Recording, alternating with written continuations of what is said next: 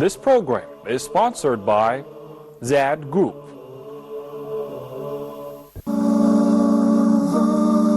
Allah is my heart's speech, your mercy is what I beseech. Keep in my heart your remembrance, and in your deen allow me to advance. Help me in my quest, permit me to pass the ultimate test. Help me in my quest, permit me to pass the ultimate test.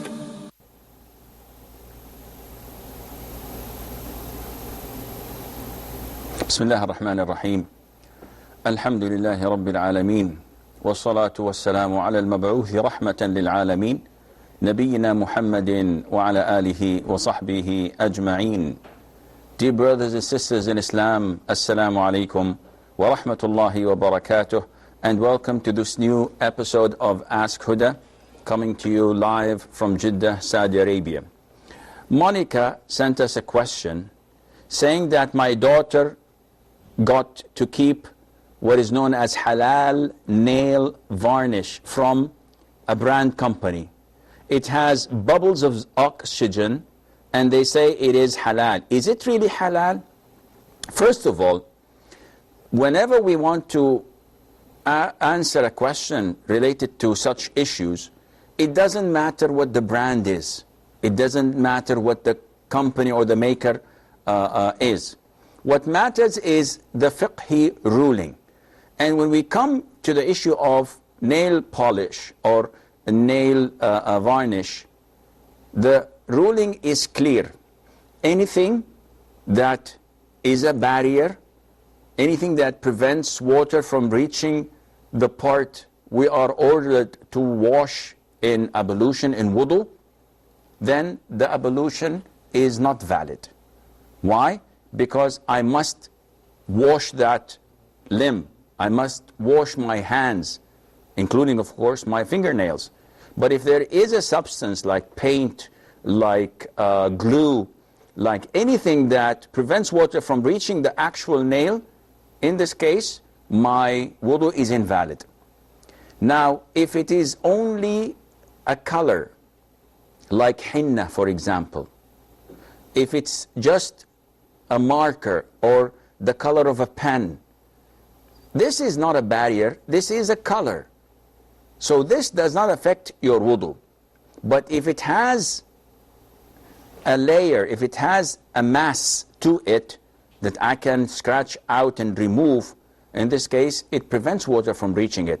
Regardless of what they claim that it has water bubbles or oxygen bubbles to it, water does not reach there because it doesn't stick to your nail without some kind of glue or some kind of a substance. That's why it's making that layer. Therefore, there isn't any such thing as halal nail varnish to my knowledge, and hence the prayer would not be valid.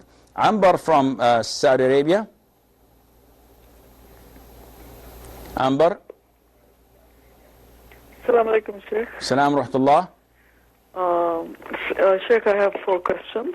Yes. The first one is this any hadith that says God has created us imperfect, so He doesn't expect perfection from us. He expects us to do or try our best. I don't know any source or reference. I just saw it like written as it's a hadith. Okay. Second question is, I want some information on buying on mortgage or on lease. Is it halal? And third question is what makes your prayer invalid? Does your sitting posture in the second rak'ah, like after the tashahhud and in the final rak'ah, if you fail to sit in the required manner, does it make your prayer invalid? And the fourth question is you're saying something just about the nail color. I've heard in the market there is this brand Inglot that is it doesn't stop water reaching the nails. It's okay if we wear it and perform wudu. Okay. Should we believe such a thing, or we should not take any chances Okay. performing wudu wearing any nail color? And if you don't mind, another question, is there, I know for sure that after Surah Fatiha we do have to recite any surah, but is there any such rule, like for Asr prayer you do not have to, in congregation, you do not have to, if you're praying in congregation, you do not have to recite a surah after Surah Fatiha? Okay, I will answer your questions, inshallah. Thank you. You're welcome. Muhammad from Saudi Arabia. Okay, I will answer your questions, inshallah. Mute your television and listen to me from the phone, Muhammad. السلام عليكم ورحمة الله وبركاته. حياك الله شيخ. وعليكم السلام ورحمة الله وبركاته. حياك الله. حياك الله أخي.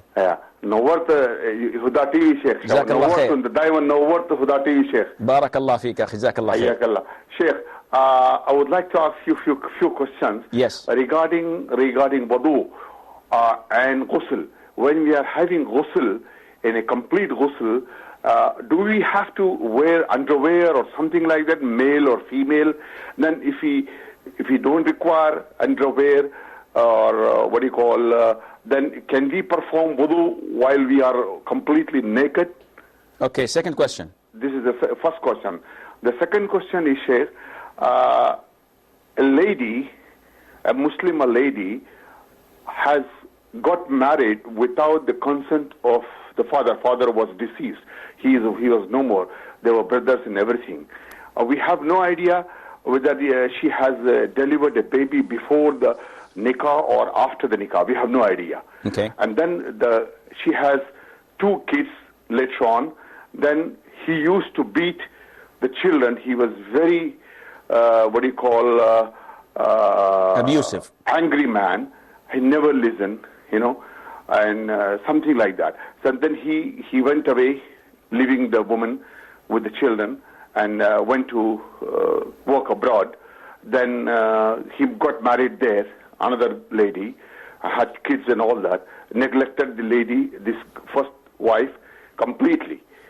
All these 20 years, 35 years, when the first girl was going to get married, he brought goons and all the people to stop the marriage. He doesn't want his daughter to get married, something like that. So he was a big problem.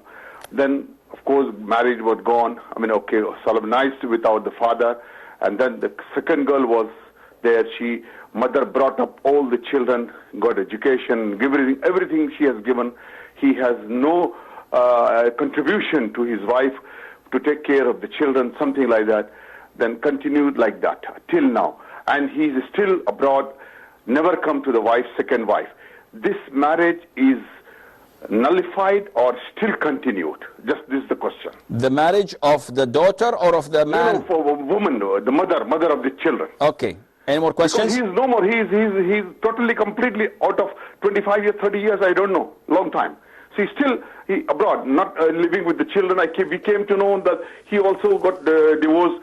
The second wife living with the children, something like that. This guy came to Umrah, perform Umrah, this thing, that thing, all these things is going on. I got your question. Any more questions, Muhammad? Yeah. And one more, the third question is, sir, what are the differences between the 4 Imams, Hanafi school of thoughts, 4 school of thoughts?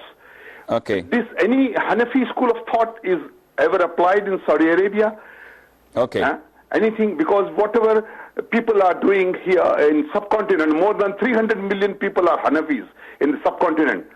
Are they not following the Prophet's this thing? Okay. Are they violating or something like that? I will answer your question, inshallah. I appreciate. Thank you very much. You're welcome, Muhammad. Brother Qadir from Saudi. Assalamu alaikum, Sheikh. Salamullah barakatuh. I want to ask you a question. Yes. I have some interest accumulated in bank account in India. Okay. How can I dispose it? And can I give it to a widow who recently lost her husband? Okay. Is she poor or just because she's widow? She is a widow and poor as well, yes. Okay. I will answer your question, inshallah. Okay, thank you. You're welcome. Amber had 4 questions. The first question, she says that, is there in a hadith that Allah Azza wa Jal created us imperfect and hence Allah Azza wa Jal expects us to sin and the likes? Not to my knowledge. I do not know such a hadith that goes with this theme. We know the hadith that the Prophet said, every son of Adam is a sinner, and the best of sinners are those who repent. But nothing to my knowledge that comes within these lines that she had just mentioned. If she can put her hands on an Arabic text, I can verify its authenticity when I have it in Arabic, inshallah. Abdul Nasser from Libya. Sheikh, salam alaikum. Wa alaikum assalam wa rahmatullah. Sheikh, how are you? I'm fine, jazakallah khair. What can I do for you? Alhamdulillah. I have 3 questions, Sheikh. Yes. I have questions. Your line is breaking, Abdul Nasser. First question. Yeah. My first question is about orphanage house, orphanage and orphan.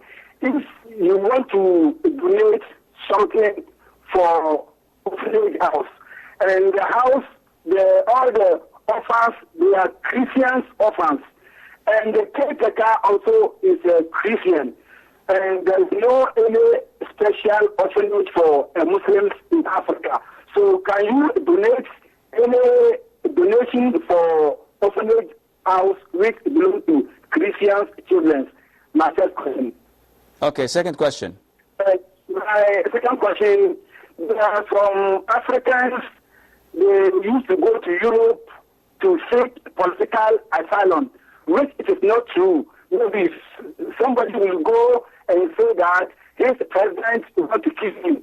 So he come to Europe, and the UN, they will give him some shelter. Every month, they will pay him money. They will give him anything. So I want to know, should we tell somebody who go to Europe in such this case, which is not true, and they pay him that money, and he will use that money to do something for the sake of Allah, because what he said is not true. To do what there? To do what? They go to Europe. I know about the asylum seekers. I know about them, and they lie to get the asylum. But what are you asking about?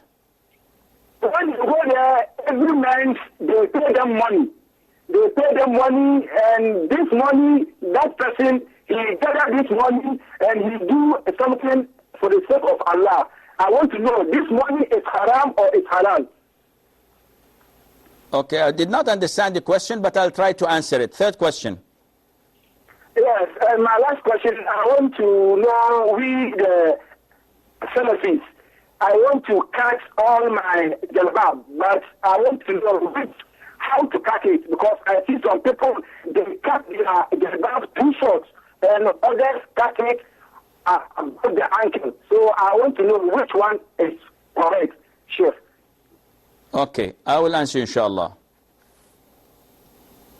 Fadl from the Emirates. Fadl? Yes. Yes, akhi. Yeah. Actually, I have a question. In a single Umrah pilgrimage, people are performing multiple Umrahs. Whether it's allowed? Okay. Any more questions? No, only one question. Okay, I will answer you, inshallah. Amber's second question, she says, what is the ruling on buying property in mortgage or in installments? It's a very long topic, but to make a long story short, buying a house by mortgage in the conventional banks is totally prohibited, because this is riba. They are lending you money, taking installments, and putting their interest rate on top of that. And if you are delayed, they will increase it more. And every time they have a way to prolong the length of paying it off. Installments is not a problem. To be able to pay for your property in installments, this is permissible, providing that you first buy it from the owner. So you don't buy it from a third party who promises you to buy it, providing that you sign your commitment to pay before he actually buys it. Secondly, that the fixed amount, the final fixed amount is fixed, meaning that it's €1,000,000, khalas, we've agreed upon that, we sign up a contract. Whether I'm going to pay it in 20 years or I extend it due to some unnecessary or necessary reasons, regardless. The million is a million. It cannot go more or go less, can go less, but it cannot go more at all. The final price is fixed. So this is permissible.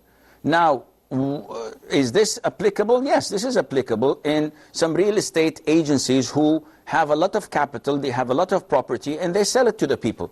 There's no problem in that. The problem is when you have a third company, which is a finance company, that has only money, and you go there and you tell them, this is my salary, these are my savings, and this is the property I want. They tell you, okay, the property's value is $1 million, you will give us $1.5 million over the duration of 2 years. Do you approve? He said, yeah, I approve. Sign these papers and you commit yourself and you do all the necessary due diligence. Then they go and buy the property. This is haram, because they're selling something that they do not own, and Allah Azza wa Jal knows best. Asif from, Muhammad from the Emirates. Muhammad from the Emirates. Sheikh, Assalamu alaikum. Salamullah. Sheikh, I have two questions. Number one, when we give sadaqah, sacrifice, we have to give a live goat and sacrifice it, or we can buy a meat and give to a poor people? Are you specifying a sadaqah for a general sadaqah, or you're talking about qurbani of Hajj? No, general sadaqah. Okay. Because every month, start of first Friday of the month, I do, alhamdulillah, sadaqah for my family, for my business, for my house, everything.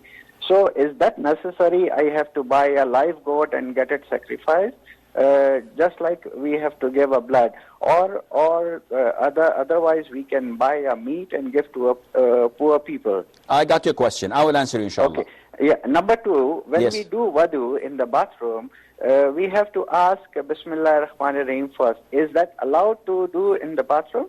Okay. Any more questions? Thank you very much, brother. Thank you very You're much. welcome, Akhi. Asif from Saudi.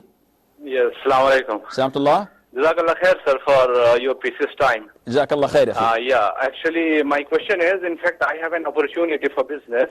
I want to check it's halal or haram. In fact, in this business, two kind of people are involved to initiate the business. One is investor and another one is like a partner. So I will be like a partner because I will invest. Though my share is very small, but I will be like, depending on the profit we will make, I will get, or loss, then I will lose. Okay. But some people are involved. They are like investors. They don't have any business. They will just put some money, maybe $100,000, and in 3 years they will need me, for example, $1,40,000. I mean, they just need profit. So is it acceptable to be a part of this business? I mean, to say, what I assume is, I am clear that I am dependent on the profit or loss. But Yes. a person is there or a team is there who is involved, and maybe it is like riba. So my involvement is acceptable or not? That is the question. Okay, so the money or the profit of the investor is fixed. He will not lose, and he will get a lump sum. Yeah. He just invested money, and he need, after 5 years, for example, $100,000, he need $180,000. Okay. He is not concerned what is inside. Okay, I will answer you, He is inshallah. simply invested. I will Okay, answer you. Jazakallah khair, barakallah. Wa jazak. Assalamu alaikum. Wa alaikum salam. Ambar from third question, what nullifies the prayer in the sitting position? Nothing nullifies your prayer in the sitting position. The format that is given to us is sunnah. Whether it is iftirash or it is tawarruk, this is the way of the Prophet, how he used to pray, alayhi salatu wasalam. And if someone doesn't do these two things and he sits for tashahhud, whether the first tashahhud or the last tashahhud, as long as he's sitting and ends on the floor, then his prayer is valid. Number 4 of her questions, she was asking about the breathable nail polish or nail varnish, and I've introduced my episode of tonight speaking about it, so kindly go back to the answer before your question and you'll find it, inshallah. She says, we know that reciting a surah after Fatiha is a must. No, you don't know that. This is wrong. Reciting the surah after the Fatiha is a highly recommended sunnah, whether it's in fard or in nafil, whether it is in the first rak'ah, second rak'ah, third rak'ah, or fourth rak'ah. It is sunnah. So if a person recites the Fatiha throughout the 4 rak'ahs of dhuhr, and does not recite anything afterwards, his prayer is valid. But of course he has missed a great deal of reward because he abandoned the sunnah. So if you recite the Fatiha and a surah afterwards in the first and second rak'ah, you've done the sunnah. And if you recite the Fatiha in the third and fourth rak'ah without a surah, you're okay. And if you add a surah, you're okay as well. So I hope this answers your question. Muhammad from Saudi Arabia, he says, what's the ruling on wearing underwears while taking a total bath or mandatory ritual bath? There's no ruling on that, and I don't know any recommendation to do this. On the contrary, a person, when he makes a total bath, he would like to ensure that the water is reaching every single part of his body. And wearing your underwear sometimes defies this purpose. And the ruling of making wudu while totally nude is halal. There's nothing wrong in that. Nothing affects your wudu at all. Of course, unless there is someone who's non-mahram or who's not permissible to look at you is watching. His second question about, it's a long story, but it has a lot of issues in it. I'm going to address the issue he asked about. A woman who was abandoned 20 years by her husband, who married again, and he never provided for her, he never gave her money, he never asked about them. What's the ruling on her marriage? The marriage is valid. She's still married. She did not ask for khul', for separation, and he did not divorce her. So they're still married, man and wife. Now there are lots of issues of her daughter getting married and the second daughter getting married and his opposition to that. And these are other issues I'm not going to talk about now. Third question is, what's the difference between the four Imma? And this is a long topic. Four Imams, Abu Hanifa, Malik, Muhammad ibn Idris al-Shafi'i, and Ahmad ibn Hanbal, may Allah have mercy on them, they're great Imams. And at the time, at the early time of Islam, they did not have what we have now of books printed and the internet and all the knowledge at our fingertips. But they had to travel. So they depended entirely on their Arabic language, on their wit and intellect, and on the hadith they got from the companions or the tabi'een. So the more hadiths you collected, the higher in knowledge you were. Abu Hanifa, being the first of the Imams, was not met by a lot of the companions, or let's say the tabi'een or the tabi'at tabi'een, because he did not travel as much as Imam Shafi'i or Imam Ahmad, for example. Yet he was one of the greatest Imams of all times. He was so intellectual, so smart, so witty, so knowledgeable of the Quran and of the Sunnah, of the fiqh, that Imam Shafi'i said, all those scholars of Islam are students and pupils and children in front of Abu Hanifa. So having said that, no one in his right mind would belittle Imam Abu Hanifa or speak ill of him. No one. He's a great Imam. However, he's not infallible. He's not Superman. He is like any other human being. So even if the companions, may Allah be pleased with them, who were the top and the elite of Allah's creation, even though they did mistakes, then by default those who came behind and afterwards would make more mistakes. So Abu Hanifa is not infallible. Imam Malik, he's not infallible. Shafi'i, Ahmad, they're not infallible at all. They have shortcomings. They have mistakes that they have done through their ijtihad and did not reach the right conclusion or ruling. Therefore, we respect them all, but we must not follow them blindly. Because Allah tells us in the Quran, if they differ, then refer back to the Quran, to the Sunnah, to Allah Azza wa Jal and the Prophet ﷺ, which is the Quran and the Sunnah. So if they are differing, this is what we have to do. But to stick and say Imam Abu Hanifa is being followed by 100 million Muslims, 300 million Muslim, whatever, this is not a ruling. He's not mentioned in the Quran and he's not mentioned in the Sunnah. So we follow him, we love him, we respect him. Even in Saudi Arabia, we follow a lot of his rulings. We don't follow Ahmad ibn Hanbal strictly. There are so many things that we take in accordance to the Quran and Sunnah, because we value all four scholars of Islam, but we do not limit Islam to one of them or to all of them, but rather we limit Islam to whatever is in the Quran and the Sunnah. One would say, didn't they know the Quran and the Sunnah? I said, yes, they knew. But their understanding is not what Allah would question me.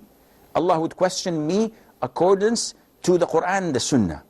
So their understanding, Abu Hanifa is not as strong as Malik, and Malik is not as strong as Abu Shafi'i, and he's not as strong as Ahmad. So who is it that we should take first and prioritize? They're all same.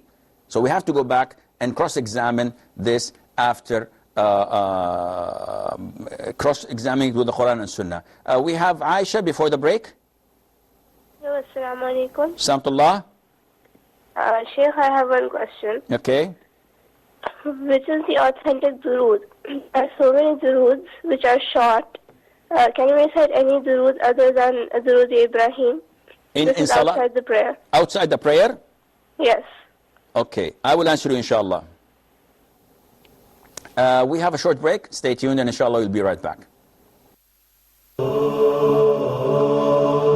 Action of the greatest leader, the Pilgrim's Provision. For more information, please visit one of those websites.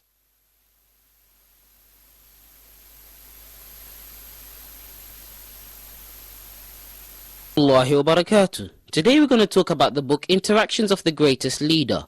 The Prophet of Allah sallallahu alaihi wasallam raised their moral by mentioning the virtues in the hereafter.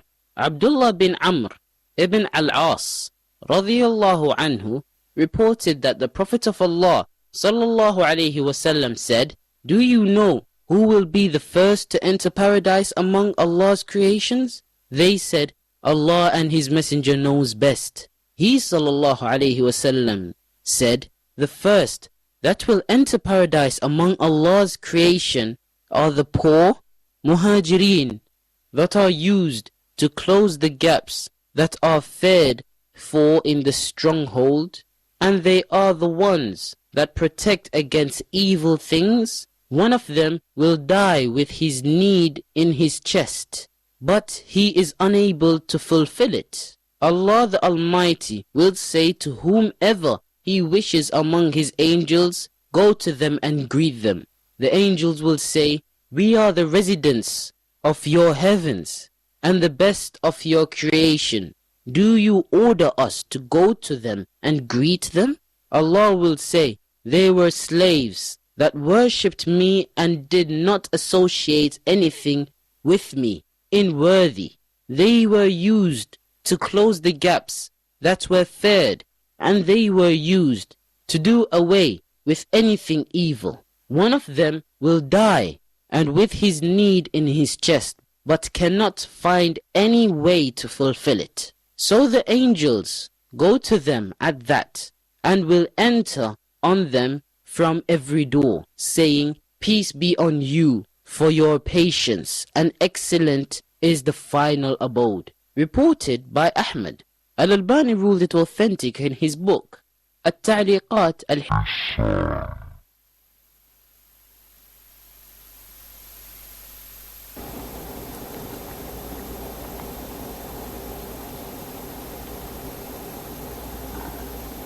Assalamu alaikum and welcome back. Qadir from Saudi Arabia is asking about the ruling on interest money that is accumulated on his bank account in India. And we spoke a number of times about this issue, and that first you have to deposit your money in an Islamic bank if there is an Islamic bank in India.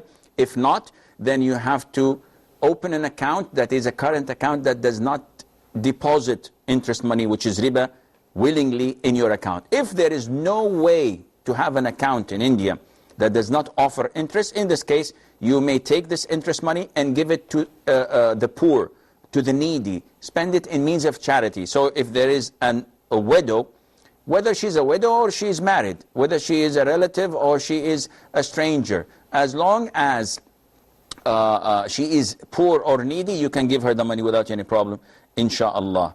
Abdul Nasir from Libya. Sheikh, salam alaikum. Salam wa rahmatullah. Sir, I want to ask Yes, sir. one question about if someone is not a scholar, but he always asks a lot of questions from the scholars. So he became and he know more about Islam, Salat, and Siam. So this person, can you go to Africa, some village with Muslims, they don't know about Islam, so that he can make a dawah for what he learned from the scholars? Okay, I will answer you, inshallah. Thank you, Sheikh. You're welcome. Okay, Abdel Nasser asked a question. So he asked previously a number of questions. His first question was, I have charity money and I'd like to give it to some orphaned, but the problem is that orphanages in Africa are mainly inhabited by Christians, and there might be some Muslims in it. So can I give my money to them? The answer is yes, as long as it is general sadaqah, charity. This is permissible to give Christians, to give Muslims. However, if you can pick and choose and select this money to be given only to the Muslims, this is better, providing that those who are in charge of that orphanage are not missionaries, for example. But if they're Christian missionaries and the money you give them, they buy Bibles with it and they say, look what Jesus had brought you, etc. This is totally prohibited. You are helping them and aiding them in their falsehood, and this is not permissible. Second question, he says that a lot of asylum seekers go to Europe and lie to get residencies there. His question wasn't clear to me, as if he's saying that, is it permissible for us to send them money, because usually they put them in refugee camps. They cannot work, they cannot go out. It's like prisons.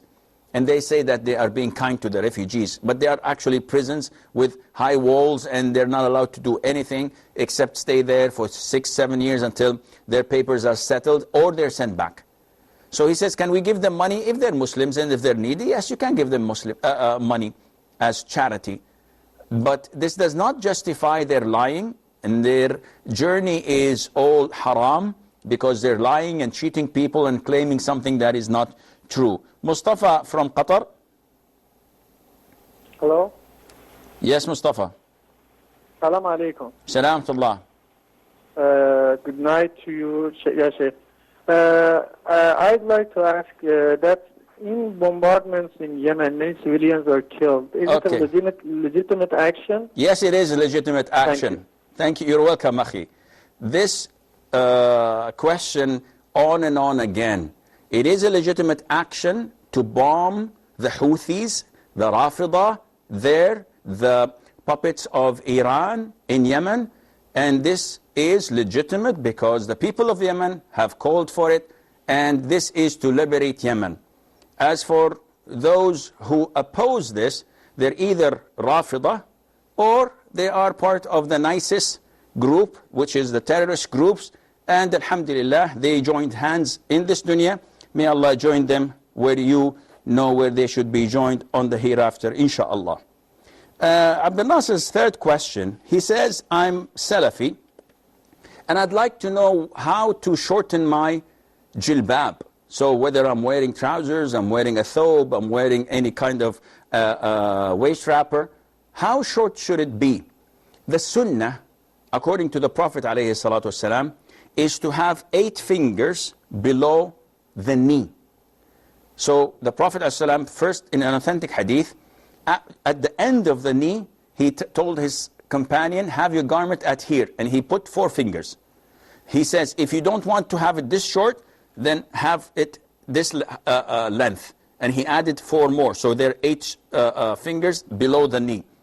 And then the Prophet said that it is not permissible to have your garment below your ankles, which means that from 8 fingers below the knee till just before the ankles, this is permissible. And you have to do whatever is wise. So you don't go to a place and you wear extremely short thobe, claiming that this is the sunnah. People would reject your da'wah and whatever you tell them that is from Quran and Sunnah, they would not listen to you.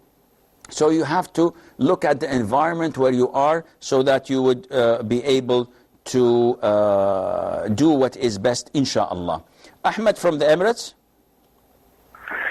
Assalamu alaikum, ya Sheikh. Salamullah. I have a question and a comment. This is my question. Why is my heart, incapable to wake me up early in the morning to say my prayers, No, I don't know. Yes, it has been. What? I do not know. I don't understand the question. It's been a week that I cannot wake up early in the morning to say my prayers. I don't know why. And, do you have anything that you can help me with it? Because it has become the issue for my week. It has been totally in my mind. Okay. I will answer your question, inshallah. And can I have another comment? No, comments are not accepted, Akhi. You can have a question. Okay, but this is for me. Please, let me make that comment because I've been really trying to dial. It's really hard. A lot of people are waiting in the line. Send it to me, inshallah. Send it to me through email, and I will answer you, inshallah. Thank you. Fadl from the Emirates is asking about the repetition of Umrah. So people come for Umrah. They have like a couple of weeks, and they perform one Umrah. And then they go to Masjid Aisha and perform another Umrah, and the following day another, a third, a fourth. Is this permissible? It's an issue of dispute among scholars.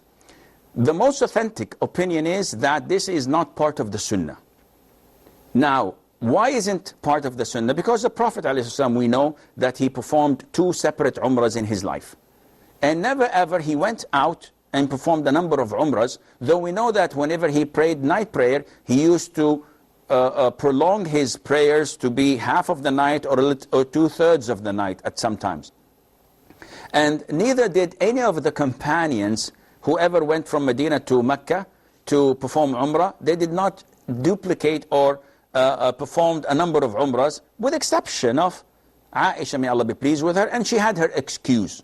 And that is that she had her menses when performing Hajj, and she did not perform Umrah, a separate Umrah like everyone else. So the Prophet ﷺ approved of her. So it is not part of the Sunnah. However, is it haram? Yani, would I not be rewarded for that? No, you will be rewarded for that, but not as much as you think or wish for, because you're going against the Sunnah. Unless it's someone who knows that this is a one chance in a lifetime. So he knows that he's not going to come till the end of his life, either for money-wise or for any other reason. And he says, I want to make Umrah for my father, for my mother. In this case, inshallah, this is permissible. Safiya from the Emirates. Assalamu alaikum, sir. Assalamu alaikum wa barakatuh. Sir, I have 2 questions. Yes. One is that suppose if somebody who is very obese and has a big stomach and is praying, and while praying, when you cough because of that weight on the urinary bladder, a little bit of urine just squirts out, which is not habitual, but sometimes it happens when you cough or you just sneeze sometimes. So is the prayer invalid and we have to stop and then redo the wudu and start over again, or do we just continue with the prayer? Second question. And the second question is that my father's brother's children are not on very good terms with us, and in the past we have tried to make amendments and carry on, keep the blood relationship, but they have not really responded well. So now when they are reaching out to us, so we should just forget about the past and start, or reaching out in the sense that they only want to say hello, hi when they want to. When we say salam or something, they do not respond. So how do we maintain this kind of relationship? Are we supposed to forgive them, and every time they say hello, we say hello, or else we just keep quiet? Please answer, sir. Thank you so much. You're welcome. Jazakallah. Wajazak. Nabil from Saudi. Nabil? I think we've lost Nabil. Muhammad from the Emirates, he says that he's asking about what is best, to give charity by slaughtering a live animal, a live ram or sheep, or by buying the food, the meat which was slaughtered previously from a supermarket, this is not a problem. You can do either one, as long as it's not a sacrifice for qurbani, for hajj, and it's not a aqiqah for a newborn. So whether you do this or do that, it's all the same, whatever benefits the poor person. My problem is that he has allocated the first Friday of every month to do this ritual and to give the poor this meat because of the, let's say, his job, his family, his health, etc. And this is an innovation. You must not do this. Allocating Friday, allocating any day of the week, allocating any day of the month for this ritual makes it a bid'ah. So you have to avoid this. Give whenever you want money to the poor or meat or whatever, but don't allocate such a specific date for that, and Allah knows best. His second question, if I want to make wudu in the bathroom, should I say Bismillah loud? The answer is no. Either you say it before you enter the bathroom, so while you're in the bedroom, say Bismillah and enter and make wudu. Or when you want to make wudu, say it in your heart silently. 10, Dio from Saudi. 10 Dio. Assalamu alaikum. Assalamu barakatuh. Sheikh, how are you? I'm fine, alhamdulillah. Yes, Sheikh, thank you very much for the program. But the time of the program, if it can be changed, because we are at Maghrib and then the program is going on, and we like the program. Jazakallah khair. Yes, I have one question. Yes. Yes, there is this thing that disturbs me. Sometimes I do some little thinking, and then I have erection. And when I had that erection, I spoiled my dress. How am I going to perform my wudu for salat? Am I going to do only wudu or going to have ghusl bath, complete bath? So you are talking about thinking of intimacy. Yes, I'm thinking. Yes, I do some thinking. Do you ejaculate or you just have discharge? Yes, and I had discharge and my dress spoiled. Okay. I will answer you, inshallah. Yes, that's my question. Thank you very much. You're welcome, inshallah. Hayyakallah. Jalil from Saudi. Assalamu alaikum, Sheikh. Assalamu barakatuh. Sheikh, I have a question on things belongs to Prophet Muhammad, saying that having a hair that has been distributed among the companions during his last Hajj al-Akbar. Yes. And then it is being preserved somewhere, and it is being going around the globe. Some part of the people are being, taken it as very seriously, and it is taken as something blessed and something, they have to see it. Uh-huh. Is it haram? Is it halal? Okay. I'm sure it is not something that is preferred.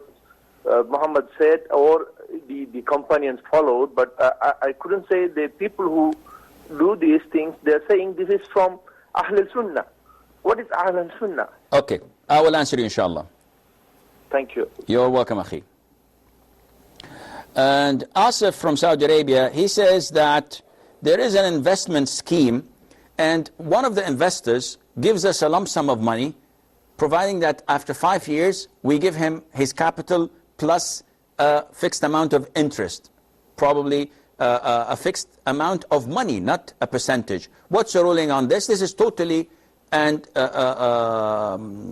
totally prohibited, and it's considered to be riba. There's no doubt in that. This is a loan of $100,000 that he gets back $180,000 after 5 years. Whether you invest it, whether you put it in the bank account or under your pillow, it doesn't matter to him. This is totally haram, and it's riba, and it's not permissible. We have Ahmed from the Emirates. Sheikh. Yes. Sheikh, I had an operation. I cut my stomach, and it was nearby Ramadan. In Ramadan, I tried to fast. I couldn't. It was very, very difficult. Even the doctor, he did not permit me to fast. But I tried. I took the medication and I tried, but it was very, very, very difficult. Now I'm trying to do the fasting the days that I missed. But it's very difficult also because every hour I have to eat. Otherwise, I will become very weak and I lose my energy very, very soon. So, is it possible that I pay money for those days that I couldn't fast in? So let me understand. Let me understand the question. You did a bypass in your stomach, or you stapled it, or? No, bypass. Okay. Okay, I will answer you, inshallah. Assalamu alaikum. Alaikum assalam wa barakatuh. Aisha from Saudi Arabia, she says that what is the a permissible short version of salutation to the Prophet ﷺ, not inside the prayer, outside of the prayer. So if I'm sitting and I would like to offer salutation, I would say, Allahumma salli ala Muhammadin wa ala ali Muhammadin kama sallayta ala Ibrahim wa ala ali Ibrahim innaka hamidun majid, to the end. This is the best. But if I don't want to do the long version, I can do the short version, which is Allahumma salli wa sallim ala Muhammad. That's it. So you choose between the two. Abdul Nasser says that if I am not a scholar, but I ask a lot of questions to scholars and I gain a lot of knowledge through Q&A. If I go to Africa, if I go to a place where people are ignorant, Muslims, but they have zero knowledge, can I teach them and answer them accordingly to what I have learned? Well, you have to be very careful, because a question that seems the same to you here and there might be different in answering. So when I hear a question, I answer it according to what I understood from the person asking, according to his situation, according to his environment, and hence you cannot pick the answer and put it in another place. So the best and safest thing for you is to say, Sheikh so-and-so said when asked so-and-so this answer. Now this is, alhamdulillah, you have no liability on you. Because sometimes people tend to make mistakes. Yesterday only, a brother sent me a clip.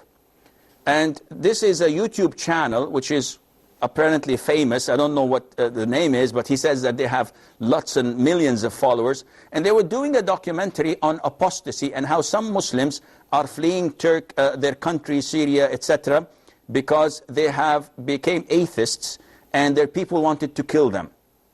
The funny thing is that in the very beginning, they had like 6 seconds for me from this program, Ask Huda, which is, it shows you how unprofessional they are. And I was saying that the ruling on apostasy is that whoever commits apostasy in Islam is to be executed. Now, this was chopped from the beginning, chopped from the end. And this is what you heard. And this is like saying, do not approach Salah. Allah says in the Quran, do not approach Salah. So everybody says, the Muslim says, oh, alhamdulillah, there are no 5 prayers anymore. The Shaykh said, Ya akhi, this is an ayah of the Quran, but complete what's after it. Allah says, do not approach Salah while you are in the state of intoxication. So if you cut the ayah, the meaning is 180 degrees different. I never ever, and I challenge those, I never ever say such a statement without putting an introduction and a conclusion. And I would always say that apostasy is a crime. The Prophet said, whoever changes his religion, then kill him, execute him. But this is not, and I always say this, but this is not to be done or executed by Tom, Dick, or Harry. The only person who has the authority, who is permitted to execute such a ruling, is the Muslim ruler. Not any person on the street or any mob coming and hitting someone to death just because he apostatized or did something that they thought is an act of apostasy. They are killers and they have to be executed as well for doing this. They don't have any excuse. Only the Muslim ruler, the head of the state, is the one who appoints a committee of judges, a panel of judges, sits with the accused, talk to him, interrogate him, try to show him the rulings. And I always say this in all of my talks, all of my lectures, to avoid anyone coming and saying that Islam says anyone who changes his religion, kill him, so go ahead and let's go on down the streets and make a witch hunt and kill them. So these people, the disbelievers, are by nature unfair. They did this in CNN, with me and with others. They did this so many times. And that is why the scholars say whenever you want to be interviewed, you have to have a written script to approve, and you have to have the recording live so that they would not be able to cut and paste as they usually do. So I hope I went out of my league, but I hope this answers your question. Ahmed from the Emirates, he says he cannot pray Fajr on time. Akhi, this is a sign of hypocrisy. And from, if you are the same person who calls often, you know why. And you have to fix your Islam, you have to fix your heart before it's too late. Nabil from Saudi Arabia. Assalamu alaikum, sir. Salamtullah. Sir, I have doubt regarding the Hukum al-Isti'an al-Istighath bil-Jinn, ruling on the seeking of help of jinn, sir. So there is a deviation among some of the scholars saying that it's not shirk and it's only overseen shirk. Okay, I will answer you. I will answer you, Nabil, because issue, Nabil, we have very little time. I got your question. I will answer you, inshallah, fully. Yeah. Don't worry. Mahbub from Saudi. Mahbub. Yes. Hello. Assalamu alaikum. Salam. Assalamu alaikum, Sheikh. Yes, Akhi. Listen to me from the phone. Sheikh, I have my due zakah. We can pay this. We need it this time. Someone, our relation needed this time. So still our Ramadan till to come more, maybe 4 or 5 months. So this due occasion can be due zakah. We can pay this time. Okay. Any more questions? No, thank you. I will answer you, inshallah. Which is that? I think we don't have enough time for more questions, so let me try to answer the one I have, inshallah. Safiya from the Emirates, she says, someone who is obese, someone who is fat, and whenever he prays, whenever he sneezes or he bends a little bit, maybe drops of urine come out. So what's the ruling on his prayer? His prayer is invalid. So is this fixed? Listen, if this is continuous 24/7, he is dripping every like 3-4 minutes. In this case, it's a different answer. But if it's only appears when he comes out of the toilet or if he sneezes, however, if he goes and cleans himself, make wudu and pray again, it's not going to happen, then this is what he is obliged to do. He has to go, interrupt his prayer, clean himself, change his underwear, make wudu and pray again. She says that they have cousins, but they don't connect to them. Lately, they started to call. So should they call back again because they felt fed up for calling so many years? You're calling them for the sake of Allah. Definitely, you are not permitted to only call them when they call you back. You should. This is not connecting your next of kin. Connecting your kinship is to call them while they're not returning your calls or your invitations. This is what you be rewarded for. But if they invite you, you invite them. If they call you, you call them. This is reciprocating. It has nothing to do with connecting your kinship. So you have to initiate and keep the goodwill, inshallah. Tendu says the time of the program is not appropriate. The time of the program is according to Jeddah time, which is the last within the West, according to Saudi Arabia. So it's between Maghrib and Isha in Mecca time. This is the only time, unfortunately, we have appropriate. She says that if I had some thoughts of intimacy and I had discharge. Okay, if you think of women and you have an erection and a discharge, this is one of two. Either you have ejaculation, which reaches your climax, then you have to perform ghusl. But if there's no ejaculation, there's no gushing of semen, but rather a discharge of sticky white liquid, this is called madhi, and this requires that you wash your private part, wash whatever is affected from your underwear, perform wudu, and this is sufficient. Jalil from Saudi Arabia says, what is the ruling on people claiming that there are bits and pieces of the Prophet hair, sallallahu alayhi wa sallam? These are all baseless. They cannot prove this. And I've seen a clip where they have a piece of the hair that has reached like 10, 20 meters long and it's growing. What is this? Who are they fooling? And they consider to be from Ahl Sunnah. They're not from Ahl Sunnah. These are most likely super Sufis who are trying to fool people and to gain money out of it, and it's a good business. Ahmed from the Emirates, she says she did not fast in Ramadan. You will get inshallah healthy in a couple of years' time, and you will regulate your eating habits soon, so you cannot feed. You have to wait until you're fit, and then you make up for all these days, inshallah. Nabil from Saudi Arabia says, what's your ruling on seeking assistance from the jinn? This is totally prohibited. And I know that there is what is called as a Salafi group in India. And I went there and I met them. And I met the counterpart in Kerala. And I sat with both of them. And I told those who say that, yeah, this is not shirk because there is a hadith. The hadith is weak.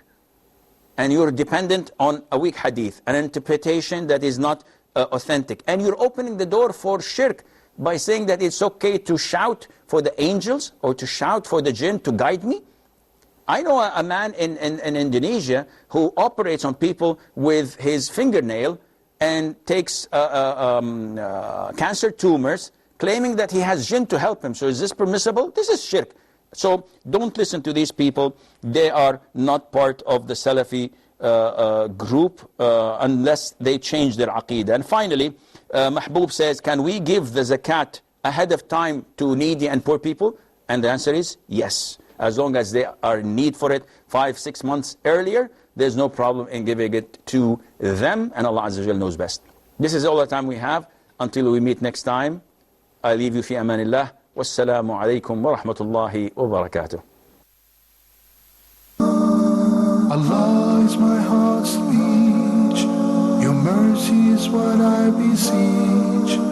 Keep in my heart your remembrance.